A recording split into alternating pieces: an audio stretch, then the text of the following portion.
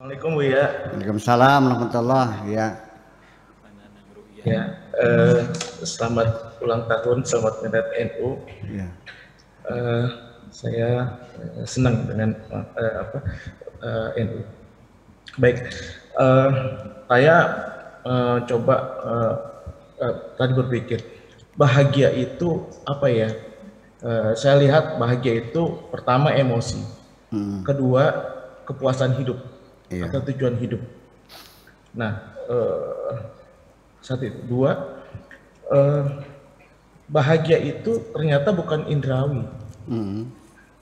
Nah, sementara lawan dari bahagia sendiri atau syakowah atau penderitaan itu juga dirasakan tidak secara fisik juga sebenarnya.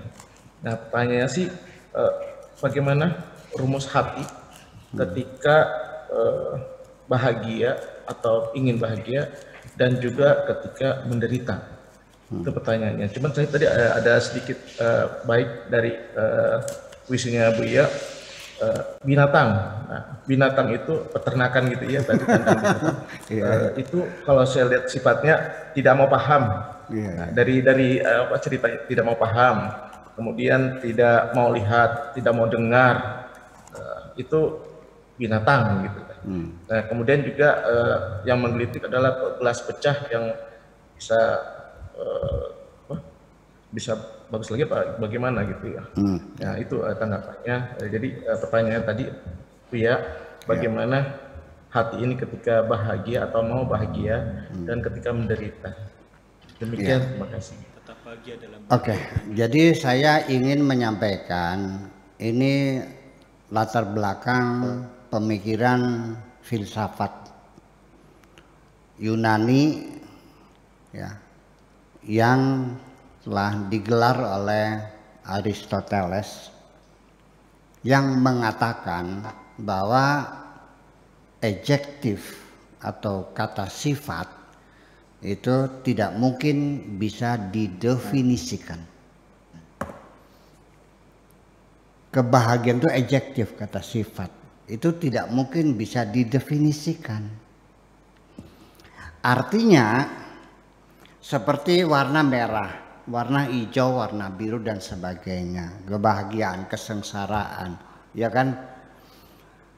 Bagaimana mendefinisikannya? Tidak bisa didefinisikan secara normal. Paling-paling kalaupun bisa dengan cara demonstratif definition, menampilkan seseorang yang real dia bahagia, kita lihat orangnya sehat walafiat, rezekinya lancar, ya kan gitu, nama baiknya disanjung orang, kebahagiaan tuh seperti orang ini gitu. Dalam sehari-hari kita sendiri sulit untuk mendefinisikan sholat. Hakikatnya yang kita lihat adalah orang yang sedang melakukan sholat. Seperti apa sholat? Sesuatu yang tidak bisa dilihat dengan mata. Sholat itu tidak bisa dicium, tidak bisa diraba, tidak bisa didengar. Kalau ada orang melakukan sholat, yang kita lihat orangnya yang sedang melakukan sholat. Sampai sekarang definisi sholat juga masih tidak jelas. Sekalipun kita pikir mengatakan, semua kita pikir mengatakan bahwa sholat itu adalah sekumpulan dari perbuatan-perbuatan, perkataan-perkataan yang dimulai dengan takbir dan ditutup dengan salam. Nah, sekarang saya mau nanya, ada orang naik mimbar, ya kan? Takbir, Allahu Akbar, takbir, Allahu Akbar, ya kan begitu? Terus saudara-saudara sekalian sambil muter-muter di panggung pidato, wa akhirul kalam, ya, Assalamualaikum wabillahi taufiq hidayah, wassalamualaikum warahmatullahi wabarakatuh. Tadi di situ dia takbir kan, lalu dia putar-putar kan, lalu dia pidato kan, tutupnya salam nggak? Sholat bukan? Itu masalah. Jadi, jadi persoalannya kita ingin membongkar terminologi di dalam hal yang semacam ini. Nah, terminologi ini adalah sebagai kata pengantar untuk membangun suatu persepsi. Nah, ketika kita ingin tahu bahagia itu apa, ya tidak mungkin bahagia itu didefinisikan. Ya, kenapa? Satu, ya memang kebahagiaan itu satu hal yang sangat relatif. Dan yang kedua sangat subjektif. Seperti merah. Merah ini relatif. Saya bisa membuat warna merah. Ya. 25 pangkat 100 miliar warna merah. Dan tidak ada yang sama. Itu relativitasnya. Jadi kalau satu yang relatif itu jumlahnya tak terhingga, ya tidak mungkin didefinisikan dong. Lautan merah, lautan putih. Saya kasih satu tetes putih ke dalam lautan merah ini. Sudah tidak sama. 2 tetes, beda lagi. 3 tetes, beda lagi. Sampai terakhir lautan dengan lautan dicampur jadi satu, merahnya berbeda lagi, tak terhingga. Maka jangan berharap kita bisa mendefinisikan merah. Yang bisa merah seperti ini, secara demonstrative definition. Itu saya kira seperti itu. Kemudian subjektif. Ini yang jadi masalah, ini menjadi miserable ya, satu penderitaan bagi kita sendiri. Ada seorang suami istri, dia datang menangis kepada saya, minta tolong untuk melakukan intervensi kepada mertuanya. Karena mertuanya memaksa harus bercerai. Pak Kiai, kami masih saling mencintai. Kami belum lama berumah tangga, baru 3 tahun lah. 4 tahun waktu itu. Kami masih saling mencintainya, tapi mertua kami memaksa bercerai. Sebenarnya apa? Oke, akhirnya saya panggil orang tuanya. Bu, alasannya apa anak menantu suruh bercerai? Ternyata dia mengatakan, Pak Kiai, anak perempuanku dikawin sama si kunyuk itu.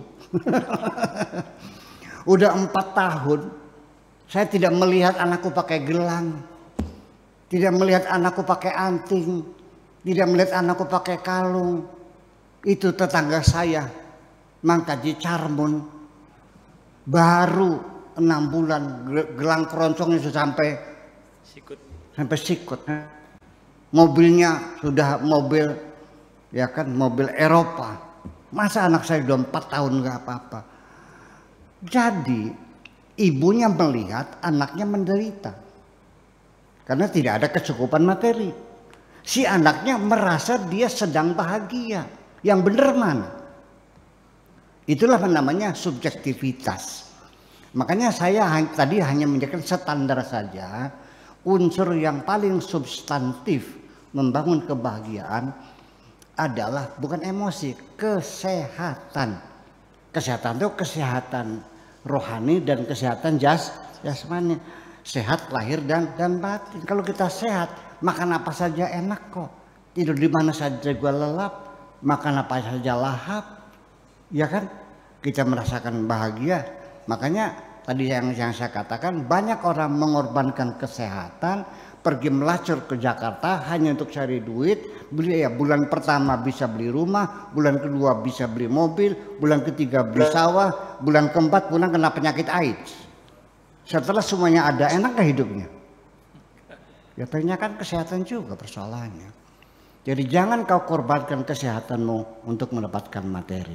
Karena materi juga nanti harus kau korbankan juga pada akhirnya untuk mencari kesehatanmu. Saya kira sesuatu yang relatif dan yang subjektif itu kita nggak usah berupaya untuk mendefinisikannya, tetapi kita bisa merasakannya. Nah, makanya seseorang yang mencapai tingkat spiritualisme yang sudah tinggi, tidakkah sama persepsinya kebahagiaan bagi orang yang sekolah SD juga enggak? Betul enggak? Ya seperti itu.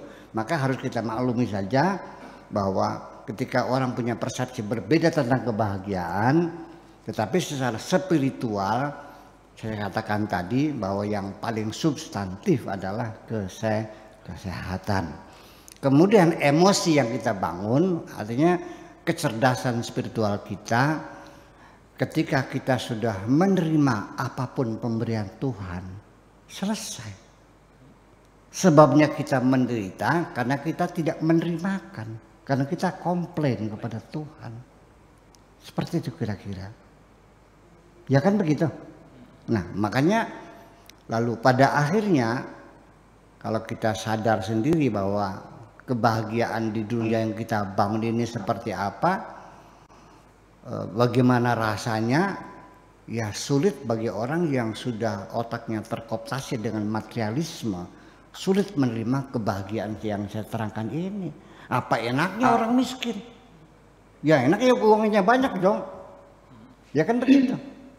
Nah, tetapi suatu ketika di penghujung hidupnya yang saya amati, setelah dia usianya sudah di atas 70 tahun, sudah mulai dia berpikir, sebentar lagi aku mati. Mulai berbeda semuanya itu. Iya, begitu orang sadar dalam kesementaranya akan meninggal dunia, semua kekayaan miliknya tidak ada artinya. Nggak usah lanjut. Seorang perempuan divonis oleh dokter kanker serviks, sudah stadium 4, hanya menunggu hari saja. Saya nanya, begitu lihat mukanya udah pucat loh, mukanya pucat kok. Saya mau nanya, masih mampukah melihat berlian-berlian di kotaknya, masih gemerlapkah? Masih bisakah menikmati anak-anaknya yang lucu-lucu? Nih. Apakah dia menikmati rumahnya yang penuh interior dekorasinya yang serba modern? Nih. Ya sudah terbayang. Pada akhirnya mari kita merenung lebih lama lagi untuk merumuskan kebahagiaan untuk diri kita sendiri. Terima kasih.